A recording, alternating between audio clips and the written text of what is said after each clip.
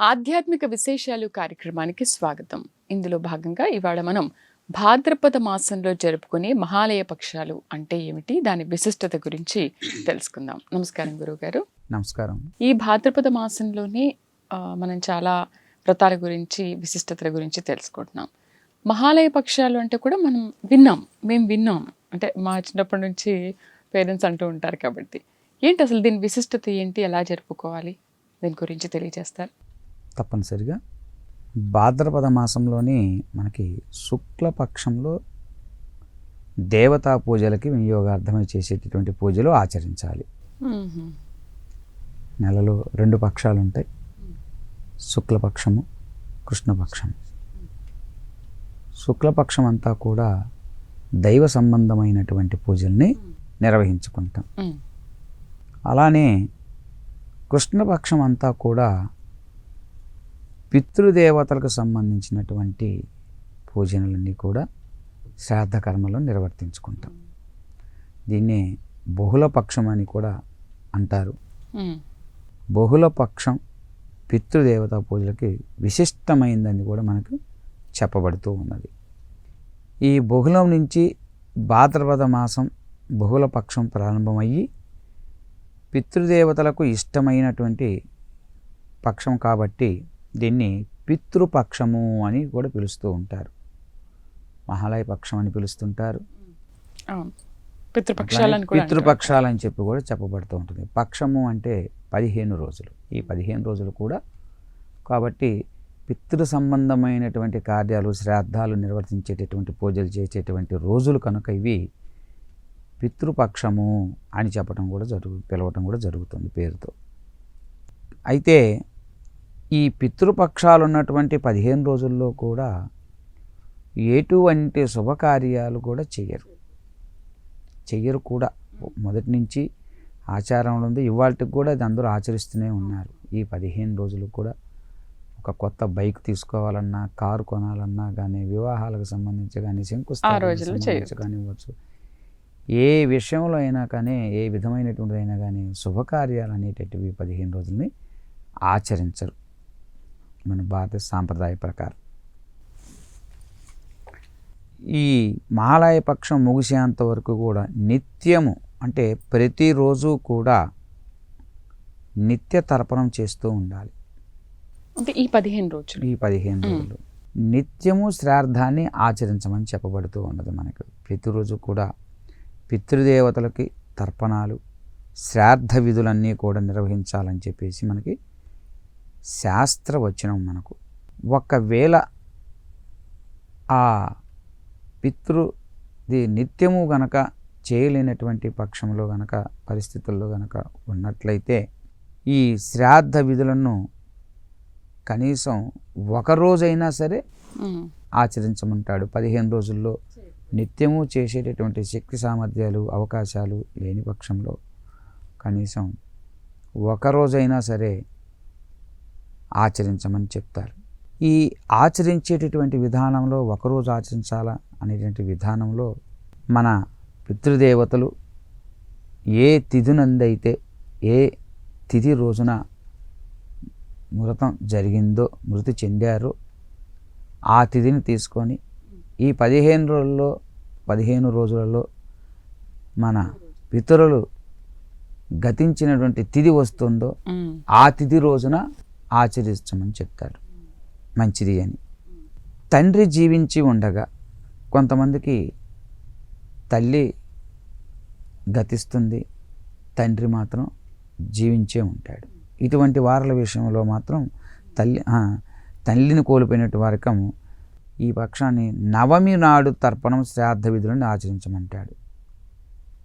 అలా ఉన్నటువంటి వారికి ఈ 15 రోజులు కూడా నియమపూర్వకంగా నేలపడకతో, ఒక దీక్షతో శాకాహారాన్ని చక్కగా తీసుకుంటూ పితృదేవతల్ని సంబంధించిన తర్పణాదులని ద్వారా వారికి మనం పితృదేవతలకి తృప్తి కలిగించేటటువంటి రోజులు ఇవన్నీ కూడా.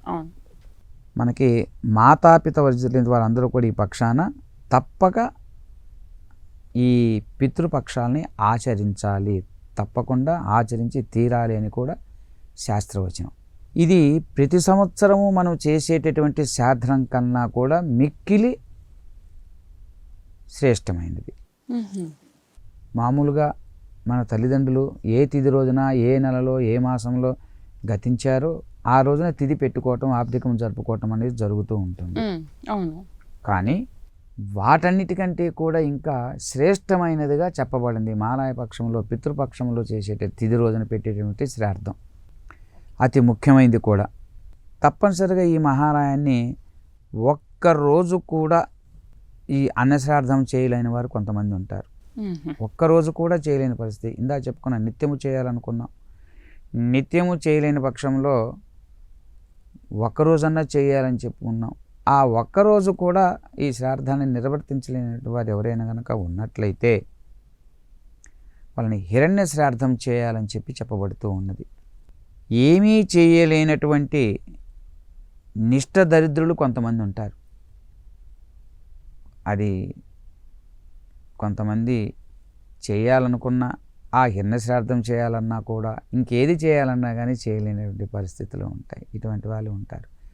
ఇటువంటి వాళ్ళు ఉన్నప్పుడు ఏం చేయాలంటే వారికి చెప్పాడు, అరణ్యంలోకి వెళ్ళి చక్కగా ముళ్ళ కంచెను హత్తుకొని పితృదేవతలను ఉద్దేశించి కన్నీరు కార్చినా సరే చెప్పి ధర్మశాస్త్రం చెప్పబడుతూ ఉంది. అది ఎటు కూడా చేయలేము, ఇది చేయలేము, అది ఎటు కూడా చేయలేము. దానికంటే ఇదే మంచిది కదా. దానికంటే ఇదే మంచిది. చూస్తా చూస్తా ఎవడన్నా కంచెను పట్టుకుంటాడు, నెత్తురు కారే బొట్టు వచ్చేంతవరకు అలా పట్టుకోమంటాడు అని చెప్పబడుతూ ఉంది. కాబట్టి 15 రోజుల్లో వీలు చూసుకొని అవకాశం కల్పించుకొని ఒక్కరోజైనా సరే, రోజు చేయలేకపోయినా ఆచరించాలి. మనకి ఉత్తరాయణం దక్షిణాయనం అని 2 కాలాలు ఉన్నాయి. వీటిలో ఉత్తరాయణం దేవతలకి శుభకార్యాలకి ఉద్దేశించబడినటువంటిదని, దక్షిణాయనం అనేటటువంటిది రెండోది ఉత్తరాయణం పగలని కూడా చెప్పబడుతూ ఉంటుంది, దక్షిణాయనం రాత్రి అని కూడా చెప్పబడుతూ ఉంటుంది. దక్షిణాయనం అంతా కూడా అశుభకరమైనటువంటి రోజులని కూడా చెప్పబడుతూ ఉంటాయి. ఉత్తరాయణం పగలు కాబట్టి మనకి ఎక్కువగా కష్టాలు ఇబ్బందులు అన్నీ కూడా దక్షిణాయనంలోనే కలుస్తూ ఉంటాయి. మహాలయము అని దాంట్లోనే ఉంది. అంటే ఉత్పాతాలు అంటే వర్షాకాలం, వర్షం, వానలు, వరదలు అన్నీ కష్టాలే, బురదలు అన్నీ వచ్చేటటువంటి రోజులు ఇవన్నీ కూడా. ఇటువంటి కష్టమైనటువంటి రోజులు ఇవన్నీ కూడా. కాబట్టి మనకి కర్కాటక సంక్రమం నుంచి ప్రారంభమయ్యేటటువంటిది దక్షిణాయనం. మనకి ఎప్పుడు కూడా భయంకరమైనటువంటి అశుభాలు జరిగేటటువంటి కూడా కొన్ని ఉంటాయి, జరుగుతూ ఉంటాయి. ఉత్పాతాలు ఇవన్నీ కూడా ఒక్కోసారి కంటిన్యూగా తుఫానికి 3 రోజులు ఇంట్లోంచి బయటకు వచ్చే పరిస్థితులు కూడా ఉండవు. ఒక్కొక్క సంవత్సరంలో ఆ తుఫాన్లు అలా ఉంటూ ఉంటాయి. అటువంటి జరిగేటు కాబట్టి భాద్రమాసం అదంతా కూడా ఇలా ఉంటుంది. కాబట్టి మహావినాశనం జరిగే అవకాశాలు కూడా ఈ మాసంలో ఉంటాయి. కొన్ని పంటలు పొలాలు పంట పొలాలన్నీ కూడా పంట కొట్టుకుపోవటాలు జరిగేటటువంటి రోజులు ఒక్కొక్క సంవత్సరంలో ఒక సందర్భంలో జరుగుతూ ఉంటాయి, పోతూ ఉంటాయి.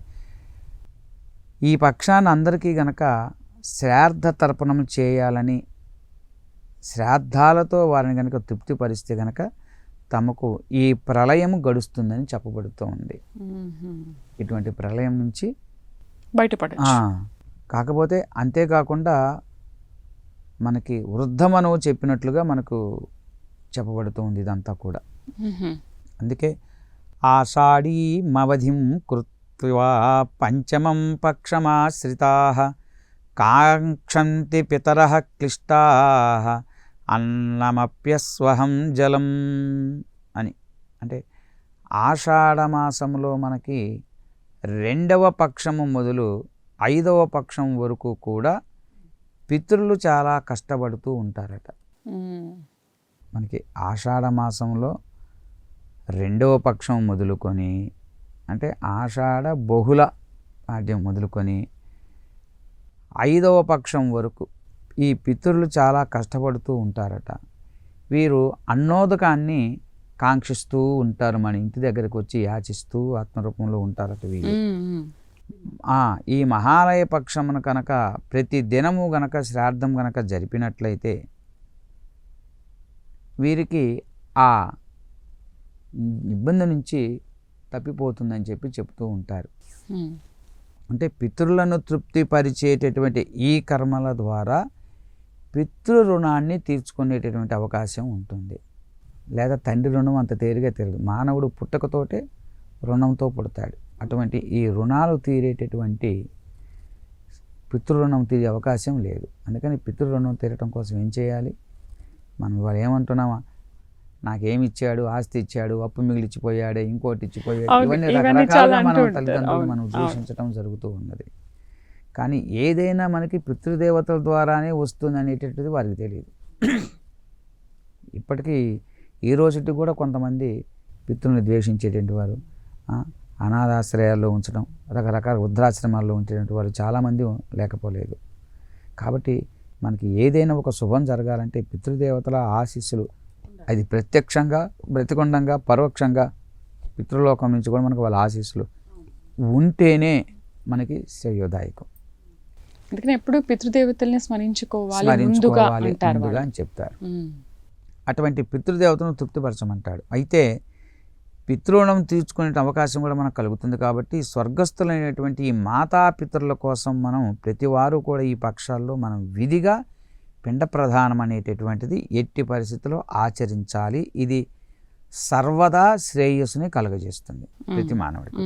అందుకే కన్యాగతే సవితర్యాన్యహాని చ షోడశ క్రతుభిస్తాని తుల్సాని దేవో నారాయణో హరిహి. అంటే హేమాద్రిలో ఈ విధంగా చెప్పబడుతూ ఉంది మనకు. సూర్యుడు కన్యారాశి గతైనప్పుడు 16 రోజుల పాటు భాద్రపద పూర్ణిమ మొదలు ఆశ్వీజ పాడ్యమి వరకు మొత్తము యజ్ఞ దినములు వంటివి. ఇవన్నీ కూడా ఒక యజ్ఞంగా భావించి చేయాలంట. అందుకే పితృయజ్ఞము అని పంచాంగంలో రాస్తూ ఉంటాం. యజ్ఞం కాబట్టి అతి పవిత్రములైనటువంటివి కూడా. దీనికి అధిదేవత నారాయణుడు, ఈ యజ్ఞానికి అధిదేవత. కాబట్టి ఈ మహాలయ పక్షం దినాన్ని దినే దినే గయాతుల్యం అని చెప్పబడింది. అంటే ప్రతిరోజు కానీ ఒక్కరోజు కానీ ఈ మహాలయ పక్షంలో గనక శ్రాద్ధాన్ని చేయవచ్చు. అట్లా చేసినటువంటి వారికి పితరులు తృప్తి చెంది సంవత్సరం వరకు సంతృప్తులవుతారట. అంటే మనకి ఒక సంవత్సరము వాళ్ళకి ఒక రోజుతో సమానం. కాబట్టి ఆ విధంగా మనకి స్కాంద పురాణంలో అవును నాగరఖండం అనేటువంటి గ్రంథాల్లో మనకి చెప్పబడి ఉన్నది ఈ విధంగా ఇది ఆచరించాలని చెప్పేసి అని. అట్లని ఆషాఢ్యాః పంచమే పక్షే కన్యా సంస్థే దివాకరే యో వై శ్రార్థం నరః కుర్యాదే కస్మిన్నపి వాసరే తస్య సంవత్సరం యావత్ సంతృప్తాః పితరో ధ్రువం. కాబట్టి కన్యా తులారాశులలో సూర్యుడు ఉన్నప్పుడు వృశ్చిక రాశి వచ్చేంత వరకు కూడా ప్రేతపురి అనేది శూన్యంగా ఉంటుందట. శ్మశానం అక్కడ ప్రేతలు అక్కడ తిరుగుతారు కాబట్టి అందుకని ఎందుకు శూన్యంగా ఉంటుందంటే అందరూ వాళ్ళ ఇళ్ళకి వచ్చేస్తారు. కరెక్ట్. కాబట్టి ప్రేతపురి అంతా కూడా శూన్యంగా ఉంటుందట. అందరూ కూడా పితరులందరూ కూడా అన్నం కోరుతూ తమ తమ ఇండ్ల చుట్టూ తిరుగుతూ ఉంటారట. కాబట్టి ఈ మహాలయ పక్షంలో పితృదేవతల శ్రాద్ధాన్ని తప్పనిసరిగా ఒక్కరోజైనా 15 రోజులు జరపకపోయినా ఒక్కరోజైనా సరే జరిపి తీరాల్సిందే అని చెప్తున్నారు. అందుకే యావచ్చ కన్యాతుయోః క్రమాధాస్తే దివాకరః శూన్యం ప్రేతపురం దృశ్చికం యావదాగతః. కాబట్టి ఈ వృశ్చిక మాసం వెళ్ళిన తర్వాత దేవతలు సహా నిట్టూర్చి శాపమిచ్చి వెళ్ళిపోతారంటున్నాడు.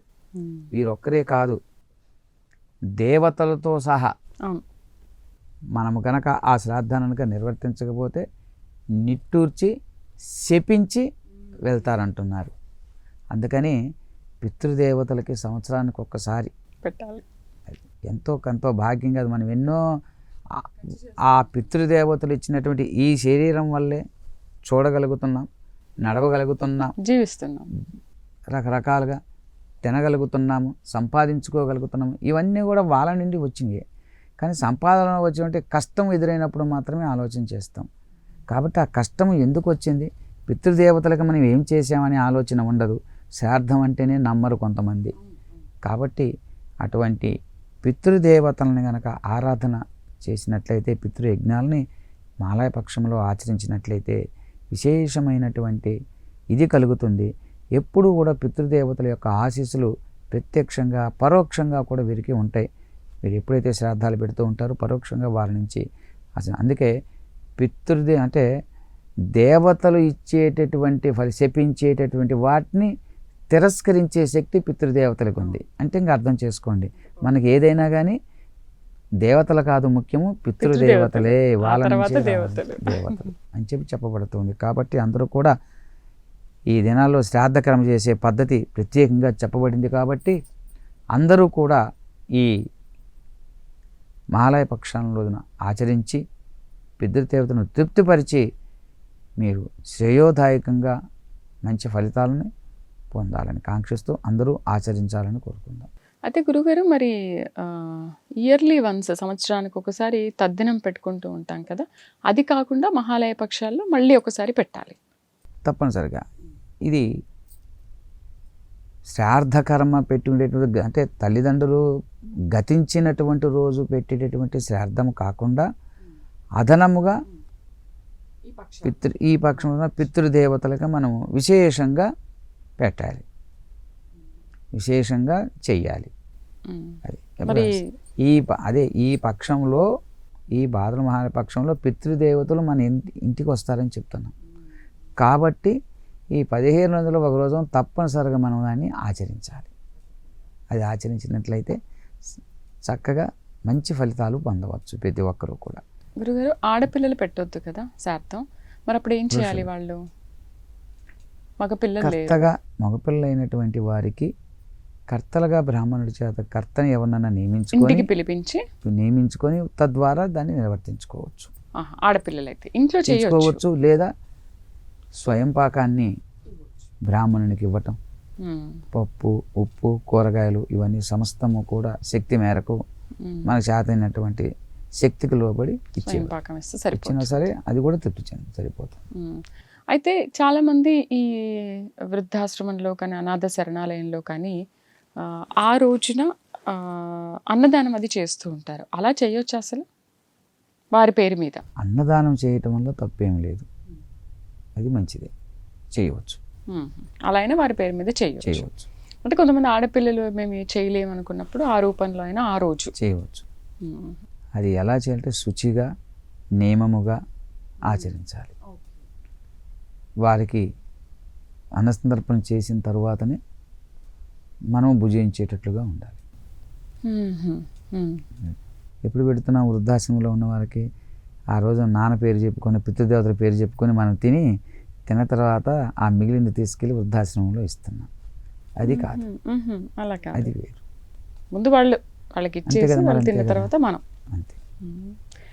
ధన్యవాదాలు గురుగారు. భాద్రపద మాసంలో జరుపుకునే ఈ మహాలయ పక్షాల గురించి చాలా అద్భుతంగా వివరించారు. చూశారు కదా, భాద్రపద మాసంలో మనం జరుపుకునే ఈ మహాలయ పక్షాలు ఒక్కసారైనా మన పితృదేవతల్ని ఆ ఒక్కరోజు స్మరించుకుంటే మనకు ఖచ్చితంగా వారి ఆశీర్వాదాలు ఉంటాయి. తప్పక పాటించండి. ఇది ఇవాళ ఆధ్యాత్మిక విశేషాలు కార్యక్రమం. మరొక అంశంతో మళ్ళీ కలుద్దాం. నమస్కారం.